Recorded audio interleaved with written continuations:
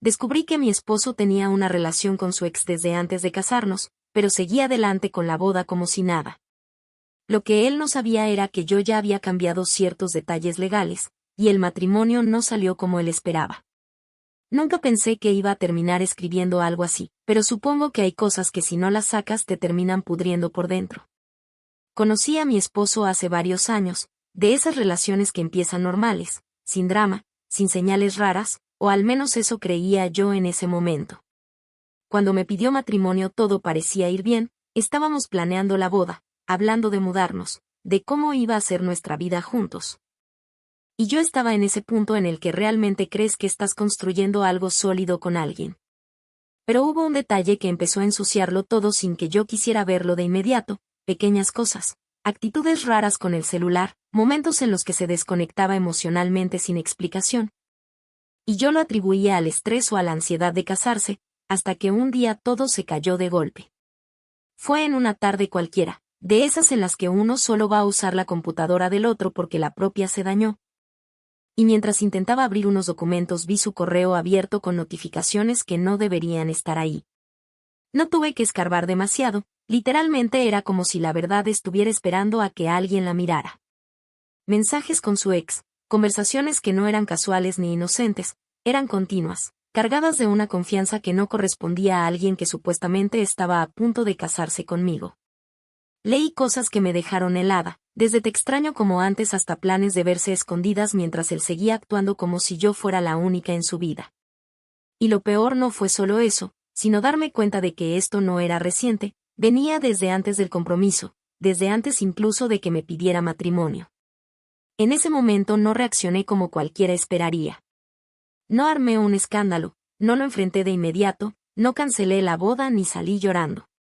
Me quedé sentada mirando la pantalla un rato largo, sintiendo una mezcla rara entre rabia, decepción y una calma que no entendía. Algo dentro de mí se apagó y al mismo tiempo se activó otra cosa.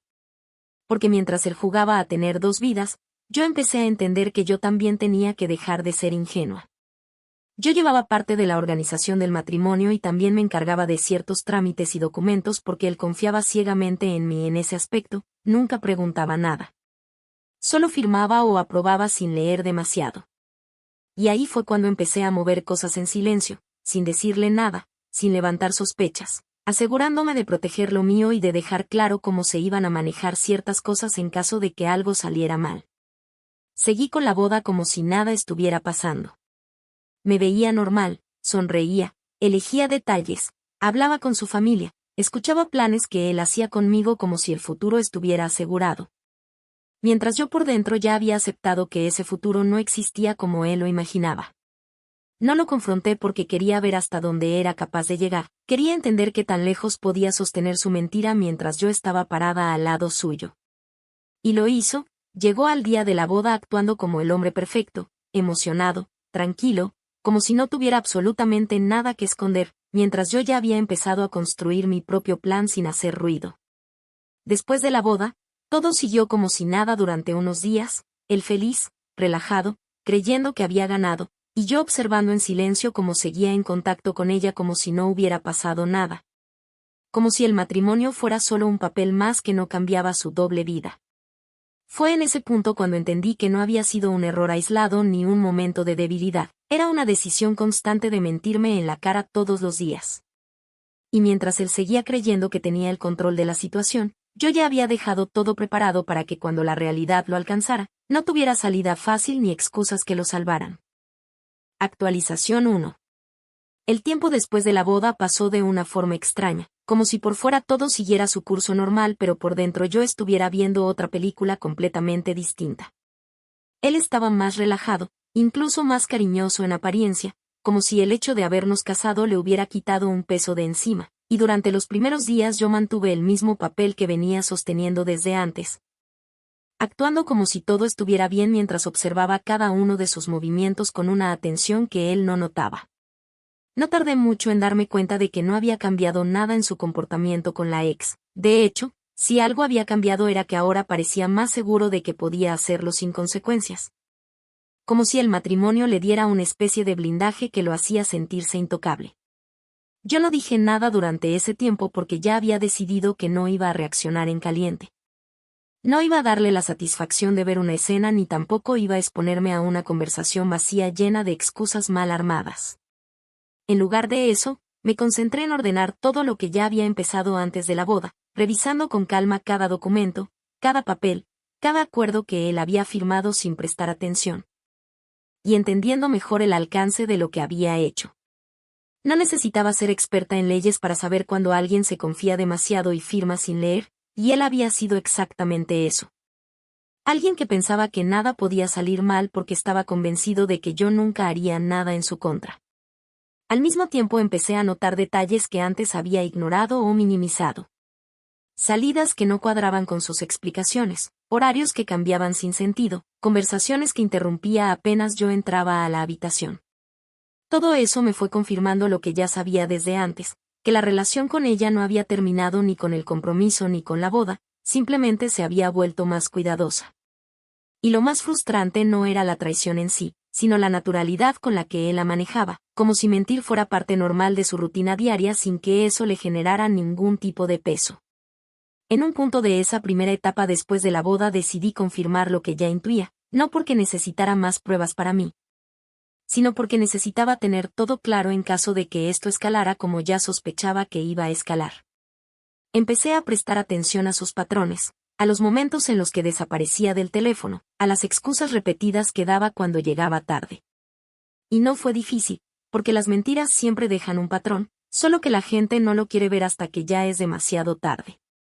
Descubrí que seguía viéndose con ella, no solo mensajes o llamadas, sino encuentros que él intentaba disfrazar como trabajo o salidas casuales. Lo más pesado de ese periodo no fue descubrirlo, sino tener que actuar como si no supiera nada.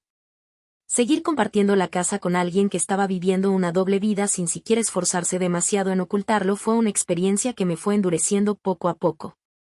Había días en los que él llegaba tranquilo, me hablaba de planes a futuro, de viajes, de cosas que supuestamente íbamos a hacer juntos, mientras yo ya sabía que esas mismas noches había estado con ella. Y aún así tenía que sentarme a la mesa y responderle con normalidad, como si creyera cada palabra que salía de su boca. En ese mismo tiempo empecé a guardar todo de forma más organizada. No era algo impulsivo ni emocional, era más bien una forma de asegurarme de que cuando todo explotara no quedara nada en el aire. Guardaba mensajes, registros, capturas, cualquier cosa que confirmara lo que estaba pasando, pero lo hacía sin prisa, sin ansiedad, casi como si fuera parte de una rutina paralela a mi vida diaria. También revisaba constantemente el estado de los documentos que ya había ajustado antes del matrimonio, asegurándome de que todo siguiera tal como lo había dejado, entendiendo que en algún momento eso iba a ser clave. Hubo un momento en particular en el que todo se volvió demasiado evidente, cuando noté que ya ni siquiera intentaba ser discreto con ella. No era solo la relación, era la seguridad con la que manejaba todo, como si creyera que yo nunca iba a reaccionar o que simplemente iba a aceptar lo que fuera. Esa fue la primera vez que sentí que la rabia empezó a pesar más que el shock inicial, no porque me sorprendiera lo que hacía, sino porque me di cuenta de lo poco que le importaba el daño que estaba causando. Fue en ese punto cuando decidí que ya no iba a esperar más de lo necesario.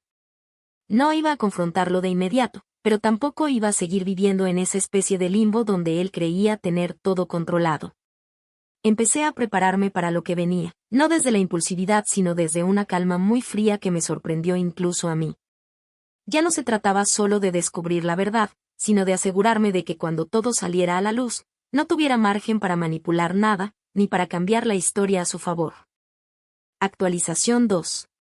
Pasaron un par de meses desde que todo empezó a tensarse de verdad, y para ese punto ya no estaba viviendo en la duda ni en la confusión, sino en una especie de espera calculada donde cada día me confirmaba un poco más que la decisión que había tomado antes de la boda no había sido impulsiva, sino necesaria.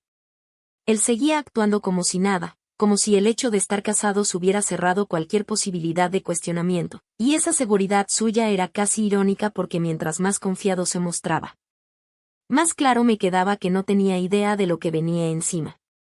La confirmación definitiva no llegó de una sola vez, sino en partes, como piezas que simplemente encajaron sin que yo tuviera que forzar nada.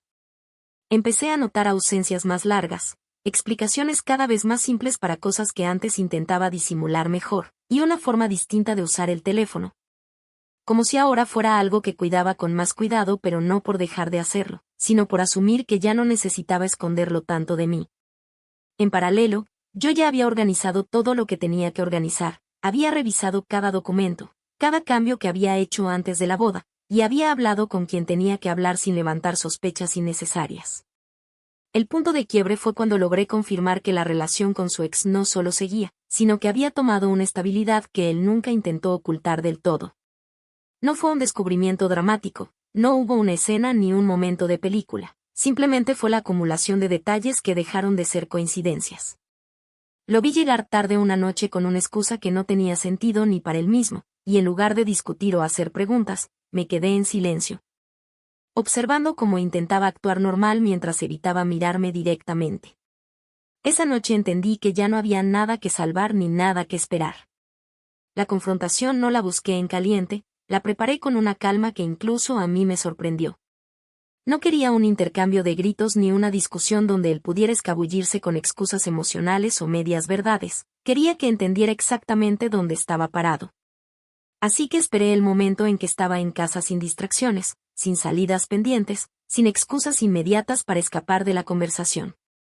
Fue una noche común, de esas en las que uno no espera que pase nada importante, y precisamente por eso fue el momento adecuado. Le hablé sin levantar la voz, sin dramatizar, sin necesidad de adornar nada. Le dije que sabía lo de su ex, que lo sabía desde antes de la boda, que no había sido una sorpresa sino una confirmación de algo que ya había visto venir. Al principio reaccionó como cualquiera que intenta salvarse del impacto, negándolo con rapidez, buscando explicaciones que no tenían consistencia, intentando convertirlo en algo menor. Como si la frecuencia o el tiempo hicieran alguna diferencia. Luego cambió de estrategia y trató de convertirlo en algo emocional, diciendo que no era lo que parecía, que no significaba lo que yo estaba pensando, que podía explicarlo. Yo no lo interrumpí en ningún momento, lo dejé hablar hasta que se quedó sin aire, hasta que empezó a repetirse, hasta que incluso él mismo se dio cuenta de que sus palabras no estaban sosteniendo nada. Y fue en ese punto cuando le dije lo que realmente importaba, que no solo sabía lo que había hecho, sino que había tomado decisiones antes de la boda precisamente porque ya había entendido el tipo de persona con la que estaba tratando. No entré en detalles innecesarios, no le di espacio para desviar la conversación, simplemente le dejé claro que nada de lo que estaba intentando arreglar ahora tenía peso sobre lo que ya estaba en marcha. Su reacción cambió por completo en ese momento. Pasó de la negación a la ansiedad, de la seguridad falsa a una incomodidad evidente que no podía controlar. Empezó a insistir en que se podía arreglar, en que no era tan grave, en que yo estaba exagerando, pero ya no había conexión entre lo que decía y la realidad que teníamos enfrente. Cuando intentó acercarse, lo detuve sin necesidad de elevar la voz, y ahí fue cuando entendió que no estaba hablando con alguien que iba a cambiar de opinión por emoción. La conversación terminó sin una resolución real, porque en realidad ya estaba resuelta desde antes de empezar. Él intentó seguir hablando después, intentó buscar otra oportunidad para explicar, pero ya no había espacio para eso. Esa misma noche entendí que lo que venía no era una reconciliación ni una discusión larga, sino el inicio de un proceso que él todavía no dimensionaba del todo. En los días siguientes empezó a cambiar su actitud de forma desesperada. Intentó acercarse como si nada hubiera pasado, luego intentó disculparse de maneras cada vez más intensas, incluso llegó a insinuar que podía dejar ciertas cosas atrás si yo también lo hacía. Pero ya no había ningún punto en común donde encontrarnos, porque para ese momento yo ya había salido emocionalmente de la situación mucho antes de que él siquiera entendiera que estaba perdiendo algo. Y lo único que quedaba era lo que él había ignorado todo el tiempo, las consecuencias reales de decisiones que había tomado creyendo que nunca lo iban a alcanzar. Actualización final. El tiempo que siguió después de esa confrontación ya no se sintió como una continuación de lo mismo, sino como una etapa completamente distinta donde todo empezó a acelerarse de una forma que él claramente no esperaba. Al principio intentó actuar como si todavía tuviera algún tipo de control sobre la situación, como si pudiera corregir lo que había hecho con conversaciones largas, promesas tardías o gestos que ya no significaban nada para mí. Yo seguí viviendo en la misma casa durante un tiempo, pero la dinámica había cambiado por completo, ya no había convivencia real. Solo dos personas compartiendo un espacio mientras una de ellas intentaba aferrarse a algo que la otra ya había dejado atrás. El proceso legal empezó poco después y fue ahí cuando su actitud terminó de quebrarse. Cuando recibió la notificación entendió que lo que yo le había dicho no era una amenaza ni una reacción emocional del momento, sino una decisión que ya estaba en marcha desde mucho antes. Intentó reaccionar con abogados, intentó cuestionar lo que había firmado, intentó incluso reconstruir una narrativa donde él aparecía como alguien que había sido llevado a una situación injusta. Pero todo eso se fue desmoronando rápido porque los documentos y el contexto eran claros. Y porque gran parte de lo que había ocurrido antes del matrimonio había quedado asentado de una forma que él nunca se tomó el trabajo de revisar. Durante ese tiempo su comportamiento cambió de forma evidente. Pasó de insistir en arreglar las cosas a alternar entre enojo y desesperación, como si no pudiera aceptar que la situación ya no dependía de convencerme a mí, sino de decisiones que ya estaban fuera de su alcance. Hubo momentos en los que intentó acercarse con un tono más calmado, diciendo que podíamos hablar como adultos, que todavía había espacio para corregir el rumbo, pero esas conversaciones siempre terminaban igual. Con él intentando volver al punto inicial y conmigo manteniéndome firme en algo que ya no era negociable. No había odio activo en mí en ese punto, solo una claridad bastante fría de lo que ya no iba a permitir. Mientras todo eso avanzaba, la convivencia se volvió cada vez más incómoda hasta el punto en que prácticamente dejó de existir.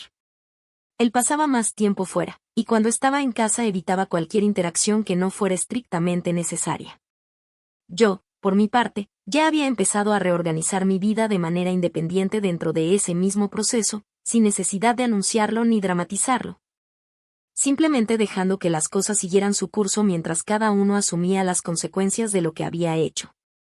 La relación con su ex también empezó a desmoronarse en paralelo, algo que supe después por distintas señales y comentarios indirectos, porque cuando la situación dejó de ser cómoda para él, esa parte de su vida también perdió estabilidad.